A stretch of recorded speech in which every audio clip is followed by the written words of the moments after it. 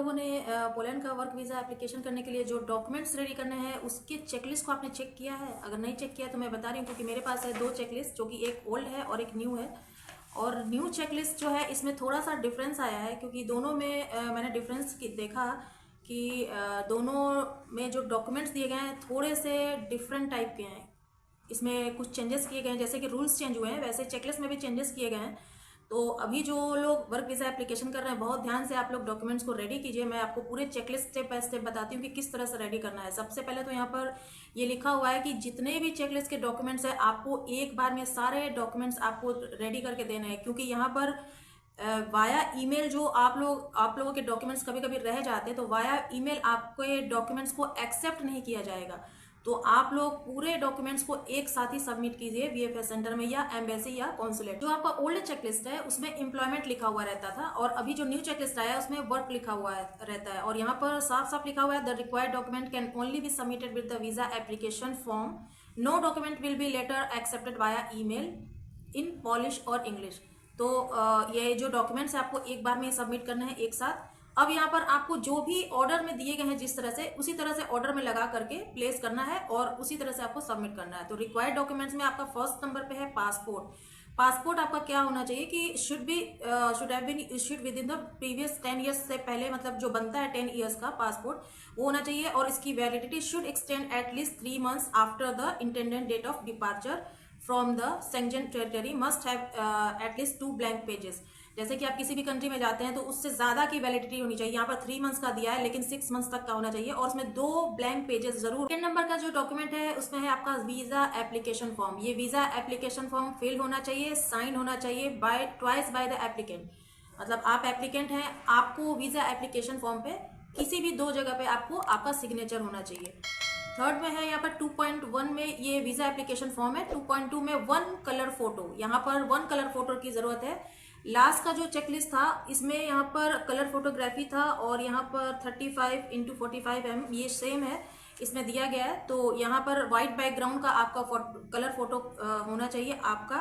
और 6 अगर आपके पास ऑलरेडी है तो 6 महीने से ज्यादा पुराना नहीं होना चाहिए, वो भी चल जाता है। थर्ड पॉइंट है यहाँ पर चेकलिस्ट। ये जो चेकलिस्ट है आपका, इस चेकलिस्ट का भी एक कॉपी आपको लगाना है, और एक चेकलिस्ट की कॉपी आप अपने पास रखिए। और यहाँ पर यस नो का रिमार्क दिया है, तो आपने जो रेडी किए हैं यस कीजिए, अगर जो रेडी नहीं किए हैं इससे आपको प्रिपरेशन में हेल्प मिलेगी, वहां नो कर दीजिए, फिर उसको रेडी करना आप शुरू कीजिए। फोर्थ में आता है flight itinerary reservation only. Reservation only का मतलब है कि आपको रिजर्व फ्लाइट का आइटिनरी लगाना है। जैसा कि मैंने डमी टिकट के बारे में बताया है, उसी की फ्लाइट आइटिनरी आपको लगानी है। और डेट फ्रॉम, कौन सी डेट से आप जाएंगे और कहाँ जाएंगे, टू लिखा हुआ है यहाँ पे। प्लेस ऑफ फर्स्ट एंट्री, जैसे इंडिया टू वॉर्सोवा जा रहे हैं तो वहां पर डेट होना चाहिए और प्लेस ऑफ फर्स्ट एंट्री होनी चाहिए, यहाँ पर लिखा हुआ है। 5th नंबर पे है यहाँ पर ट्रैवल मेडिकल इंश्योरेंस, जो कि 30,000 यूरो का, यहाँ भी पूरा मेंशन किया गया है कि ट्रैवल मेडिकल इंश्योरेंस आपका 30,000 यूरो का होना चाहिए। लेकिन ये इंश्योरेंस आप कहाँ लेंगे, यहाँ पर देखिए, यहाँ पर ऑप्शन दिया गया है, ये वेबसाइट दी गई है, इसी वेबसाइट से आपको ट्रैवल मेडिकल इंश्योरेंस लेना है। इसको मैं नेक्स्ट वीडियो में कवर कर दूंगी कि किस तरह से आप इंश्योरेंस ले सकते हैं।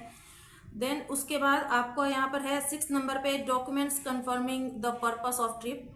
मतलब आपको कुछ ऐसे डॉक्यूमेंट्स देने हैं जो आपके ट्रिप को कंफर्म करता है। 6.1 में original and valid work permit and it's copy. तो सबसे मोस्ट इंपॉर्टेंट डॉक्यूमेंट है आपका work permit and it's copy. आपको ओरिजिनल वर्क परमिट देना है, और सारे डॉक्यूमेंट्स की एक एक कॉपी आपको लेकर के जानी, एक नहीं 2-2 कॉपी की फाइल आप बना करके लेकर जाइए। क्योंकि कहीं कहीं क्या होता है कि जो जेरोक्स कॉपी होती है उसमें मिसप्रिंट भी हो सकता है, तो वहां पर भी आप कॉपी करवा सकते हैं, लेकिन उसके चार्जेस ज्यादा होते हैं वहां पे। तो आप ओरिजिनल वैलिड वर्क परमिट और उसकी एक कॉपी लेकर जाइए। 6.2 में यहाँ पर दिया गया proof of registration of the employing company. ये वाला जो डॉक्यूमेंट है, जो कि KRS national court register of Poland, ये वाला जो डॉक्यूमेंट है आपके ओल्ड वाले चेकलिस्ट में नहीं था। सबसे इंपॉर्टेंट डॉक्यूमेंट यही है कि कंपनी का KRS जो डॉक्यूमेंट है वो आपको इसमें सबमिट करना है। ये आपको एम्प्लॉयर आपको कंपनी की तरफ से आता है, तो जरूर से आप अपनी कंपनी से KRS पेपर ले लीजिए, रजिस्ट्रेशन कॉपी उसकी। 6.3 में आपको एम्प्लॉयमेंट लेटर देना है, ये भी आपकी कंपनी की तरफ से आपके पास आएगा, और इसकी एक कॉपी भी देनी है, जिसमें कि मेंशन रहता है इसमें अकोमोडेशन, ट्रांसपोर्ट, लिविंग एक्सपेंसेस, सब कुछ इसमें मेंशन रहता है आपके एम्प्लॉयमेंट लेटर में। तो ये एम्प्लॉयमेंट लेटर आपको देना है और उसकी कॉपी के साथ। 6.4 में है it case of international transfer of the employ a letter from the current employer. ये आपके लिए नहीं है, ये कंफर्मिंग द ट्रांसफर, जैसे कि इंडिया की किसी कंपनी से आप ट्रांसफर ले रहे हैं उस कंट्री में, उसके लिए ये ट्रांसफर पेपर है। जैसे कि मल्टीनेशनल कंपनीज के लिए, कॉर्पोरेट वर्ल्ड के लिए ये होता है, तो ये आपके लिए नहीं है। 6.5 में है सपोर्टिंग डॉक्यूमेंट्स, ऑप्शनल है, लेकिन अगर आप इसको लगाते हैं तो डॉक्यूमेंट्स आपके और भी स्ट्रॉन्ग हो जाते हैं। तो सपोर्टिंग डॉक्यूमेंट्स में आपको देना professional educational certificate proving professional skills, copies and original, legalised होना चाहिए, अपोस्टाइल होना चाहिए बाय एमईए एंड एमएफए। क्योंकि आप लोग पूछते हैं कि मैम क्या अपोस्टाइल होना चाहिए या नहीं होना चाहिए, तो बिल्कुल होना चाहिए, यहाँ पर साफ साफ लिखा हुआ। नेक्स्ट डॉक्यूमेंट आता है वर्क एक्सपीरियंस सर्टिफिकेट, कॉपीज चाहिए एंड इसके ओरिजिनल्स भी चाहिए। तो आपके पास अगर पहले से किसी भी स्किल्स में वर्क एक्सपीरियंस है तो उस कंपनी के लेटर हेड का आपको एक्सपीरियंस सर्टिफिकेट देना होगा, ओरिजिनल के साथ साथ इसकी कॉपी भी चाहिए, यहाँ पर साफ साफ मेंशन है। तो ये आपका एक प्लस पॉइंट बनता है अगर आप ये डॉक्यूमेंट्स देते हैं तो। 6.5 में है पुलिस क्लियरेंस सर्टिफिकेट, मतलब पीसीसी।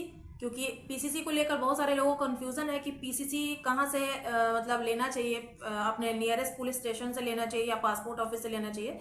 तो अगर आप नियरेस्ट पुलिस स्टेशन से आप पीसीसी लेते हैं तो उसको अपोस्टाइल कराने के लिए आपको भेजना होगा। तो बेटर होगा कि आप पासपोर्ट सेवा केंद्र से डायरेक्ट आप पीसीसी ले लें, ताकि वो डायरेक्ट अपोस्टाइल होकर के ही आता है। तो पीएसके से अगर आप लेंगे तो आपको पीसीसी इजिली आपको मिल जाता है 15 डेज के अंदर। 7वें नंबर पे जो डॉक्यूमेंट है वो है अकोमोडेशन लेटर। अकोमोडेशन लेटर आपको कंपनी की तरफ से भी आता है, अगर आपको कंपनी प्रोवाइड करती है अकोमोडेशन तो वो आता है। और उसके बाद अगर आपने अकोमोडेशन कहीं बुक किया है किसी भी वेबसाइट से, booking.com से, कि आप जब पोलैंड पहुंचेंगे तो आप कहाँ स्टे करेंगे, तो उसका एक आपको लेटर मतलब डॉक्यूमेंट चाहिए जो कंफर्म करे कि आप इस जगह पर आप रुकने वाले हैं। Booking of appropriate accommodation for the intended period of stay in Poland, कितने टाइम तक आप रुकेंगे, कहाँ पर रुकेंगे, तो उसका एक कंफर्म डॉक्यूमेंट चाहिए। प्रूफ चाहिए, अकोमोडेशन प्रूफ, जिसको यहाँ पर लीज एग्रीमेंट और other type of accommodation proof लिखा हुआ है यहाँ पर।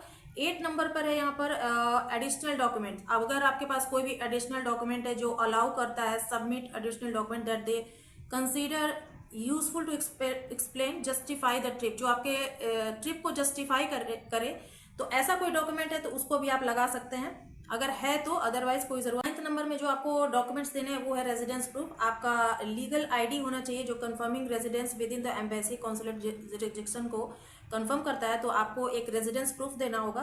तो यही है चेकलिस्ट न्यू वाला आपके सामने है। अगर आपको इसका लिंक चाहिए तो मैं इसका लिंक डिस्क्रिप्शन में दे दूंगी, आप लोग कमेंट कीजिएगा। तो इसमें एक मुझे डिफरेंस ये लगा इस चेकलिस्ट में कि ओल्ड वाले चेकलिस्ट में आपसे केआरएस पेपर नहीं मांगा गया है, लेकिन उसकी जगह पर यहाँ लिखा गया है original employment letter from the applicant employment in Poland और proof of registration of the employing company. इसको अलग तरीके से इसमें दिया गया है, बट थोड़ा सा डिफरेंट लग रहा है ये चेकलिस्ट। तो न्यू चेकलिस्ट के अकॉर्डिंग आप डॉक्यूमेंट्स को रेडी कीजिए, देन उसको सबमिट कीजिए। तो आप लोग ये बिल्कुल मत भूलिए कि एक ही साथ सारे डॉक्यूमेंट्स को लेकर के जाना है। वाया ईमेल अगर आप डॉक्यूमेंट्स को देते हैं तो बिल्कुल एक्सेप्ट नहीं किया जाएगा और इससे रिजेक्शन भी आता है। आई होप ये चेकलिस्ट आपको समझ में आया होगा। तो इसी तरह से आप अपने डॉक्यूमेंट्स को रेडी किए, क्योंकि अभी भी यही कमेंट्स आ रहे हैं कि कौन कौन से डॉक्यूमेंट्स रेडी करने हैं। तो न्यू चेकलिस्ट के अकॉर्डिंग आप अपने सारे डॉक्यूमेंट्स को रेडी कीजिए। एक चीज आपने इसमें नोटिस अगर की है वो है बैंक स्टेटमेंट, इसमें मेंशन नहीं किया गया है, बट बैंक स्टेटमेंट आप रेडी कीजिए, क्योंकि कभी कभी एम्बेसी आपसे ले लेती है। तो लेटेस्ट 3 मंथ्स का बैंक स्टेटमेंट आप लोग मेंटेन करके रखिए। और यहाँ पर मेंशन कहीं भी नहीं है, मैंने पूरा इसमें सर्च किया है तो इसमें कहीं भी बैंक स्टेटमेंट को नहीं लिया गया है, लेकिन कहीं कहीं ये बोल दिया जाता है कि आपको बैंक स्टेटमेंट देना होगा। तो ऑलरेडी आप पहले से ही इसको प्रिपेयर करके रखिए। तो मुझे उम्मीद है कि ये वीडियो आपको अच्छी लगी होगी। तो ज़्यादा से ज़्यादा शेयर कीजिएगा, कमेंट कीजिएगा, लाइक कीजिएगा एंड सब्सक्राइब कीजिएगा और मुझे सपोर्ट कीजिएगा। मिलेंगे नए अपडेट के साथ नेक्स्ट वीडियो में, तब तक के लिए बाय बाय।